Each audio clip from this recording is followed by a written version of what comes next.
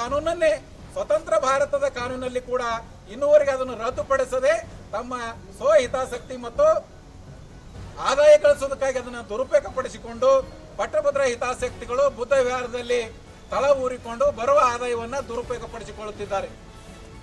ಇತ್ತೀಚಿನ ದಿನಗಳಲ್ಲಿ ಥಾಯ್ಲೆಂಡಿನ ಮಹಾರಾಜ ಬಂದು ಸುಮಾರು 350 ಕೆಜಿ ಬಂಗಾರದ ಕಳಸವನ್ನ ಬುದ್ಧ ವಿಹಾರಕ್ಕೆ ದಾನ ನೀಡಿ ಹೋಗಿದ್ದಾರೆ.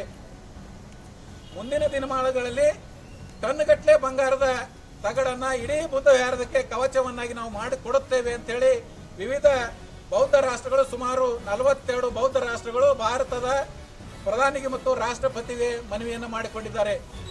ಆ ಬರುವಂತ ಆದಾಯ ಬೌದ್ಧ ವಿಹಾರದ ಅಭಿವೃದ್ಧಿಗೆ, ಭಾರತದಲ್ಲಿ ಬೌದ್ಧ ವಿಹಾರಗಳ ಕಟ್ಟಡಕ್ಕೆ, ಭಾರತದಲ್ಲಿ ಬೌದ್ಧ ಧರ್ಮೀಯರ ಶಿಕ್ಷಣ, ಸಾಮಾಜಿಕ ಮತ್ತು ಶೈಕ್ಷಣಿಕ ಹೋರಾಟಕ್ಕಾಗಿ ಅದನ್ನು ವಿನಿಯೋಗ ಮಾಡಿಸುವುದನ್ನು ಬಿಟ್ಟು ಪಟ್ಟಭದ್ರ ಹಿತಾಸಕ್ತಿಗಳು ಅದನ್ನ ಅನ್ಯ ಧರ್ಮದ ಕಟ್ಟಡಗಳಿಗೆ ವಿನಿಯೋಗಿಸುತ್ತಿರುವುದು ದುರ್ದೈವದ ಸಂಗತಿ ಅಂತೇಳಿ ನಾನು ಇವತ್ತು ಭಾವಿಸಿಕೊಳ್ತಾ ಇದ್ದೇನೆ.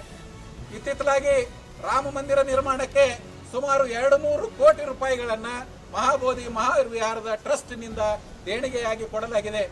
ಅದೇ ರೀತಿ ಕೇದಾರ್ನಾಥ್ ಇರಬಹುದು, ಬದ್ರಿನಾಥ್ ಇರಬಹುದು, ಎಲ್ಲಾ ದೇವಾಲಯಗಳಿಗೂ ಕೂಡ ಬೌದ್ಧ ರಾಷ್ಟ್ರಗಳಿಂದ ಬಂದಂತ ಬೌದ್ಧ ಧರ್ಮದ ಅನುಕೂಲಕ್ಕಾಗಿ ಕೊಟ್ಟಂತ ಕಾಣಿಕೆಯನ್ನ ದುರುಪಯೋಗ ಪಡಿಸಿಕೊಂಡು ಬೌದ್ಧರಲ್ಲದ ಮಂದಿರಗಳಿಗೆ, ಬೌದ್ಧರಲ್ಲದ ಸಮಾಜದವರಿಗೆ ಕೊಟ್ಟು ಈ ಬೌದ್ಧ ಧರ್ಮಕ್ಕೆ ಮತ್ತು ಬೌದ್ಧ ಧರ್ಮೀಯರಿಗೆ